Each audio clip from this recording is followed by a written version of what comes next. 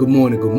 Welcome back to Morning Motivation with Matthew Daniels, and today I'm going to tell you guys about because God told me to. That's right, because God told me to. But what is Matthew Daniels talking about? A long time ago, somewhere on the continent we now call Asia, 3 young women were standing along the road talking to one another. These 3 women were friends, and they would stand in that very spot and converse about current events and local gossip.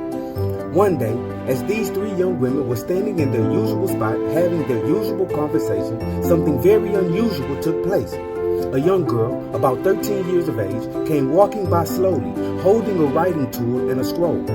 The 3 young women, out of curiosity, called out to the young girl, "Young girl, are you not the daughter of the blacksmith?" Pausing from her task of writing, the young girl looked up. "Yes, ma'am, I am indeed the daughter of Thomas, the blacksmith." Pointing towards the scroll she was holding, one of the women asked, "What is that you are writing so fervently?" "This? Oh, I am writing down everything that I see, hear, and know, and I am writing anything others might want me to write as well." Bewildered, the woman asked, "Surely that is an impossible task. Why would you attempt such a thing?" "Why?" the young girl replied. "Because God told me to." And with that, the young girl went back to writing and slowly walking. The 3 young women gossiped for the rest of the day about the girl, and they went around telling anyone who would listen about what happened. Day after day, the girl would write, and more people began to look at her strange and whisper about her. And every time someone asked her why she was writing so fervently, she would always give them the same reply. "Because God told me to," she'd say.